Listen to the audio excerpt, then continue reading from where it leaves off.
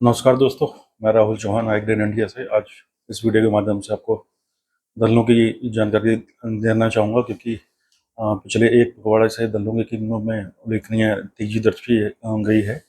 आइए पहले बात करते हैं आयात से। लास्ट ईयर के मुकाबले जो फाइनेंशियल ईयर निकला है उसमें इंडिया में पल्सेस का जो इम्पोर्ट है वो कमज़ोर रहा है। जो हमारे पास आंकड़े हैं उसके अनुसार करीब 57.76 लाख टन अप्रैल से मार्च तक इम्पोर्ट की गई, जो पिछले वर्ष करीब 69.3 लाख टन थी। चना का आयात पिछले साल से करीब 5 लाख टन घटकर करीब 10 लाख टन के आसपास रहा, और वहीं मसूर का जो है 74,000 टन घटकर 12.2 लाख टन दर्ज किया गया। सबसे बड़ी जो गिरावट है जो इम्पोर्ट में आई थी वो येलो पीस को लेकर आई थी, क्योंकि 24-25 जो फाइनेंशियल ईयर था उसके बीच में हमने करीब रिकॉर्ड 21.64 लाख टन मटर का इम्पोर्ट किया था, जो जो अभी पिछला जो वित्तीय वर्ष बीता है उसमें उससे आधी रहकर 11 लाख टन के आसपास सिमट गई है। वहीं दूसरी ओर जो तुअर है और उड़द है उसका इम्पोर्ट भी लास्ट ईयर से बढ़ा है, क्योंकि इन दोनों फसलों का उत्पादन पिछले 2-3 सालों से लगभग कम हो रहा है और विदेशों में उत्पादन धीरे धीरे बढ़ रहा है। तो कुल आयात जैसे मैंने बताया पूरा जो लास्ट ईयर से कमज़ोर है, और उड़द का इम्पोर्ट जो हमने करीब 8.2 लाख टन किया था पिछले साल, जो अब 10 पॉइंट लाख टन पहुँच चुका है, और पीजन-पी यानी उड़द का 14.6 लाख टन पहुँच चुका है, जो पिछले वर्ष 24-25 में 23 लाख टन था। तो आयात से घटने से क्या हुआ कि अभी जो धीरे-धीरे डोमेस्टिक में जैसे लास्ट फाइनेंशियल ईयर में हमने रिकॉर्ड क्वांटिटी में इम्पोर्ट किया था, कि उसकी वजह से घरेलू बाज़ारों में उपलब्धता अच्छी बनी रही। अब जैसे-जैसे धीरे-धीरे डिमांड निकल रही है और फसलों की आवक कम पड़ रही है, तो कीमतों में हमें तेज़ी देखने को मिली है। कीमतों की अगर बात करते हैं तो देसी चना जो है अब तक इन 15-20 दिनों में लगभग ₹250 बढ़ चुका है। अ, मसूर जो है वो भी ₹250 बढ़कर बीना जो है ₹6,600 पहुँची है।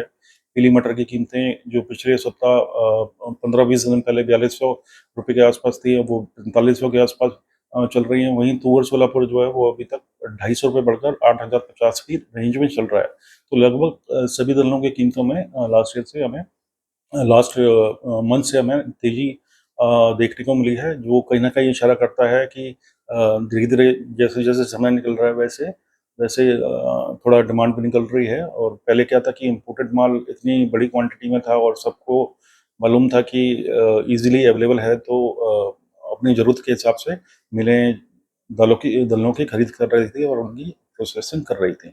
अभी बात करते हैं, अगर मैं लास्ट ईयर से कंपैरिज़न करता हूँ तो पोर्ट की कीमतों में भी काफ़ी उल्लेखनीय तेज़ी देखने को मिली है। लेमन तुअर के जो भाव हैं, मुंबई में वो पिछले वर्ष इसी अवधि के दौरान 6,450 थे, जो 7,850 ₹50 चल रहे हैं। चना भी 5800 के आसपास चल रहा है, और येलो पी जो है करीब लास्ट ईयर से येलो पी भी बढ़ा है, जो लास्ट ईयर करीब मुंबई में 3,750 जो मटर के भाव थे वो 4150 पे ट्रेड कर रहे हैं। ऑस्ट्रेलिया चना भी पिछले वर्ष से बढ़ा है, और तंजानिया का चना पिछले वर्ष जो इसी अवधि के दौरान करीब ₹5650 प्रति क्विंटल था, जो ₹5850 चल रहा है। ठीक इसी तरह लेमन के भाव भी पिछले साल से ₹200 बढ़ चुके हैं। पोर्ट पर भी अगर आप देखें तो कीमतें भी धीरे-धीरे बढ़ रही हैं, स्टॉक भी अब कमज़ोर पड़ रहा है, तो भविष्य में अब क्या होगा? तो मेरा ये मानना है कि शॉर्ट टर्म में अभी भी पल्सेस की जो कीमतें हैं कुछ 150 से ₹200 बढ़ सकती हैं, और लॉन्ग टर्म में अभी नहीं बोलना चाहूँगा, क्योंकि अल नीनो का प्रभाव देखने को कैसा प्रभाव आता है उस पर डिपेंड करेगा कि तुअर की स्विंग कैसी होनी है, मूँग की, उड़द की स्विंग कैसी होनी है, और या फिर किसान जो है अगर बारिश नहीं होती तो किन फसलों की ओर अपना रुझान करता है। मेरा ये मानना है कि कई फसलें ऐसी हैं जैसे धान है, मोटे अनाजों में मक्का है, सोयाबीन है, और भी कुछ छोटी-मोटी फसलें हैं जो बारिश पर ज़्यादा निर्धारित रहती हैं।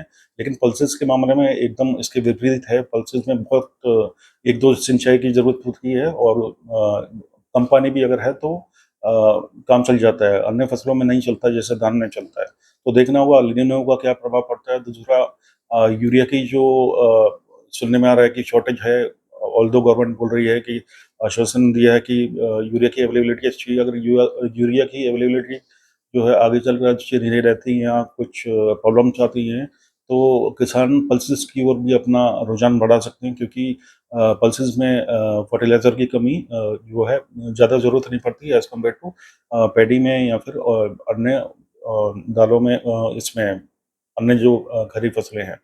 तो कुल मिलाकर सारी चीज़ें जो हैं मुझे लगता है एल नीनो के ऊपर डिपेंड करेंगी, और इम्पोर्ट भी उसी मात्रा में देखा जाएगा कि इम्पोर्ट कैसा होता है, क्योंकि पिछले वित्तीय वर्ष में हमने रिकॉर्ड क्वांटिटी में इम्पोर्ट किया था। 22-23 में करीब 23 लाख टन इम्पोर्ट किया हमने कुल दलहनों का, जो 23-24 में बढ़कर करीब डबल होकर 44 लाख टन पहुंचा था, और 24-25 सीजन में रिकॉर्ड 69 लाख टन का हमने इम्पोर्ट किया था, जो लगभग 40% खपत को पूरा करता है। तो लास्ट फाइनेंशियल में जैसे मैंने बताया कि 57.76 लाख टन हम लोग इम्पोर्ट कर चुके हैं, जो 11 करीब 11.5 लाख टन कम है।